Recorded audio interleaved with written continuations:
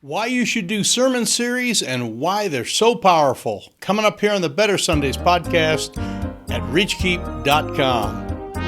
Welcome to the Better Sundays podcast. Focused, practical, and usable advice for church leaders looking to reach new young families and impact their community. Well, howdy, folks. Today we're talking about the importance of sermon series. Okay, whether you're an expositional preacher, verse by verse, or however you go through verse with verse, scriptures, however you want to do that, we're talking about creating a chunk of series where people understand what you are speaking on over the next several weeks. And we want to talk about why they are so powerful and why you should do those. This is not for your Sunday night things as much as it is more of a Sunday morning type of a thing where you are prone to get visitors, where you're prone to have your people invite folks, where you're prone to do a lot of your teaching where people are going to be making their leaps and bounds growth, not just giving out information about the Bible, but actually transformational type sermons. And if you are into transforming people and developing your people, if you're looking at the state of your flocks and making sure that they're growing and heading the right direction, then this is for you. So thanks for being with us here. My name's Mike. I am the founding pastor. I almost said the senior pastor, but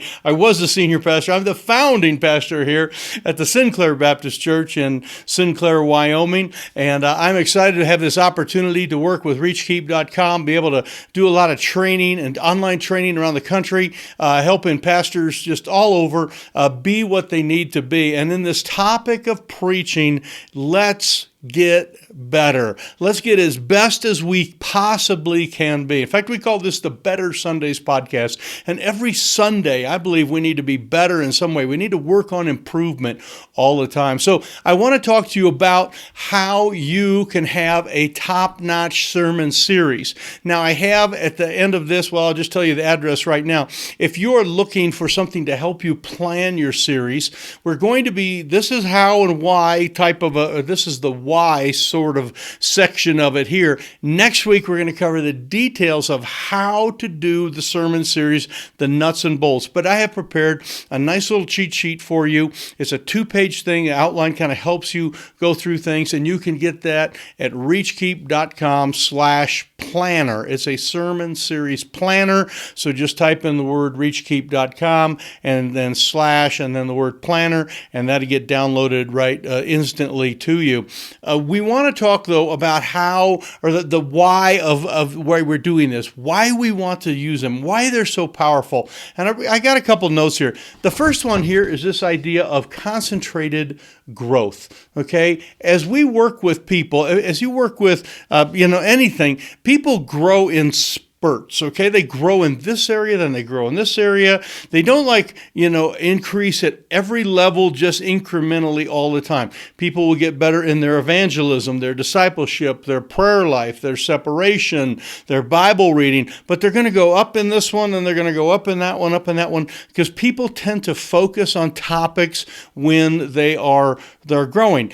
If you have raised cattle or sheep or anything like this, you know that they grow in different times, and you don't give the same kind of food to sheep or cattle all the time. If you got and I'm a former sheep guy who raised a lot of sheep in my first life, okay, my earlier career, I was out raising a lot of sheep. Anyway, if you got a lot of the mama sheep, the mama ewes, you're going to be feeding them different than what you're feeding the lambs. You're going to be feeding your rams a little bit something different. You're going to be feeding them different things during different types of the year based on what is going on with their body. And they're, of course, reproducing animals, reproducing babies. They need more. If they're milking, they need different things. If they're out grazing during what we call the off season, they need different animal feed. So the idea is that we change up the feed, okay? We change things and we give them what they need during that time.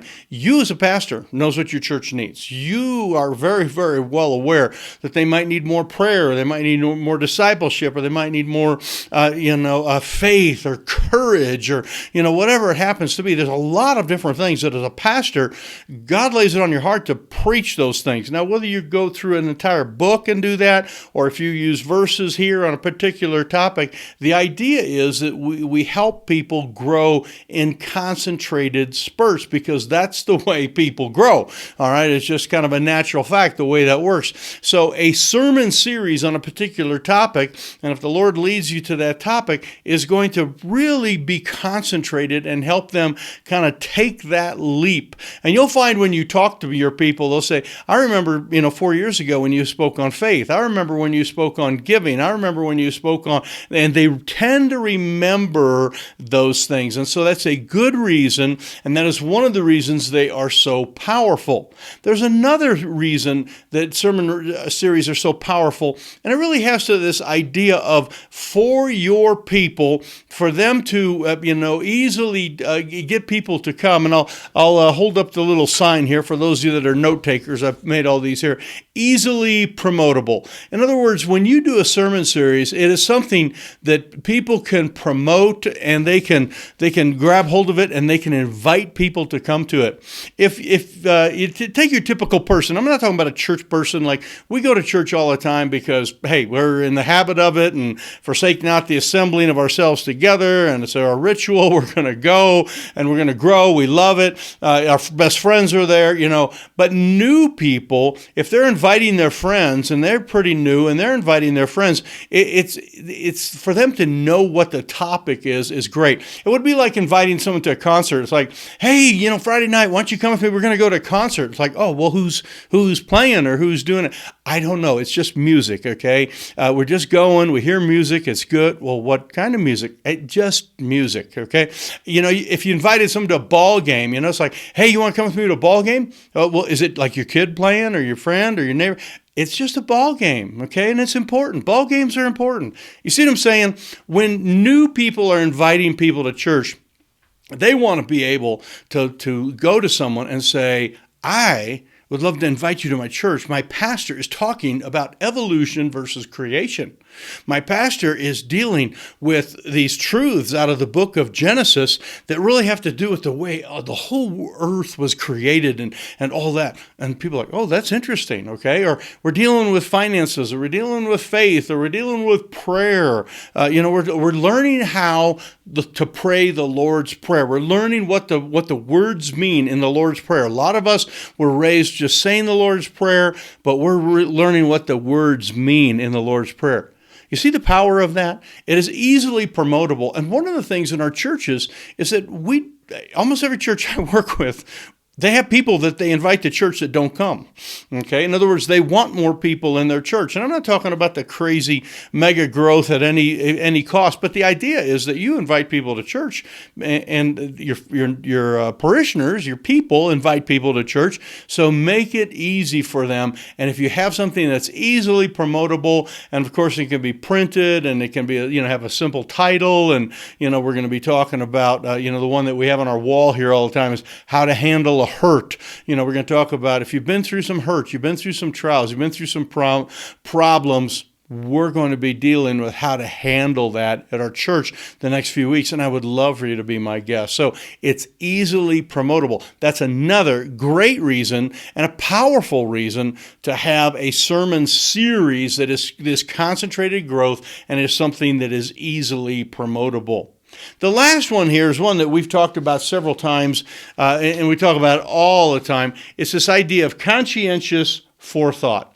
When you have a sermon series and you have done some artwork for it, and you have some titles that are, all kind of focused on particular topics, and really you have put a lot of thought into that. And that shows. It oozes out of you when you have your sermon titles and you're ready to go. Someone said, what are you speaking on next week? In fact, I talked to a guy this week in one of our coaching classes. I said, so what are you preaching on? Why should people come to your church this Sunday? And he said, because boom, boom, boom, boom, boom. And he was thinking about it, he knew about it, he knew why people should come, and he had that forethought there. And it's like, hey, I'd like to go catch that sermon. That sounds good. The more that you can display conscientious forethought. The more that is out there, when they see like on a whiteboard, the next 3 weeks, here are the sermon titles. We're going to deal with, how to deal with trauma in your life. If you've been through a traumatic thing, how God uses trauma to develop people. Okay, and you see something on a board or in a bulletin or written down. It's like when you're going through trials and you don't understand why those trials are happening, here is how to understand what God is doing while you don't understand. And he's like, oh, man, I need that. And the more that you work on these titles and the more that you work on these, it's actually sort of the subtitle. Lots of times we have the name of a sermon and it's got, 2-3 words or whatever. But the longer subtitles, if you can work on those, it shows conscientious forethought. And people are willing, they want to grow in that area. They want to bring their friends in that area. And they appreciate that you have thought all that stuff through. If there is some type of, posters that have been done, there's some type of artwork that has been done in the bulletin, if there's some kind of a cohesive thing all the way across the whole thing. And by the way, next week we're going to talk about how to create, bulletins and music and artwork and all that. We're going to talk about how to make it really cohesive, because the more you show that, the more people will grab hold of that and say, I am planning on being there, and they will bring their friends or they'll bring their relatives along with them. So we want to take time to really think these things through. This concentrated growth is really a really important one, and it's good for the people to grow. But when you come up with these sermon series and you think of the artwork and you think of the verses and you have little verse memory sheets for everybody to have, and after church you have a handout that's tied to it, you know what that's doing to you? That's growing you as a pastor. That's developing you as a speaker. And that's one of the things here at Reachkeep.com that we like to do. We're here to create flourishing churches, and flourishing churches are the direct result of flourishing pastors. If you have been kind of in a stagnant time, if you've been kind of in a stale time, we want to help you move forward out of that. This planner, sermon series planner, will help you for sure. It definitely has some great things, and next week we'll go through it in a very detailed way, so you'll be able to see that. So make sure that you subscribe and hit the little notification bell so that next week you get right into it. Dings when we post it. It's ready, it's there, and you've got it. And the other area that we have is some ongoing training that we have been developing that has to do with the preacher, the pastor, and the pulpit. It is really the idea of pastoral preaching and how a pastor pours his heart into a message in a way that is a little bit different than just like a guest speaker or someone who is preaching just one time at a church. And if you are the pastor of a church, we want to help you develop some of this sermon engagement, the how to do the sermon notes, all sorts of different things that we have. And you can go to our website and just go to reachkeep.com/preaching, the word preaching, and it gets you to a sign-up list where you'll be able to be on our wait list and get more information as it comes available. We're having some online training, an online course, some online coaching, and very excited about what God has for all this. So if you are interested, in having sermon series that are powerful, and people remember, and it's sticky, and they grabs hold of them, and you got notes that are coordinated and all that kind of stuff, please join us next week, because we're going to go into the details of how to make all that happen. So thanks for being with us here today at Reachkeep.com. Appreciate it so much. Those two links, again, are Reachkeep.com/planner. That will get you the sermon series planner. And then Reachkeep.com/preaching, which will get you signed up on our wait list. And when we release the stuff coming up here, you'll be first in line, You'll be the first ones to know what is coming out here and how you can get involved in that particular training that'll help you as a pastor be absolutely the best and the sharpest preacher you possibly can be. So thanks for being with us again. Give us a thumbs up, give us a subscribe. We appreciate it, and we will see you next time here at the Better Sundays podcast at Reachkeep.com.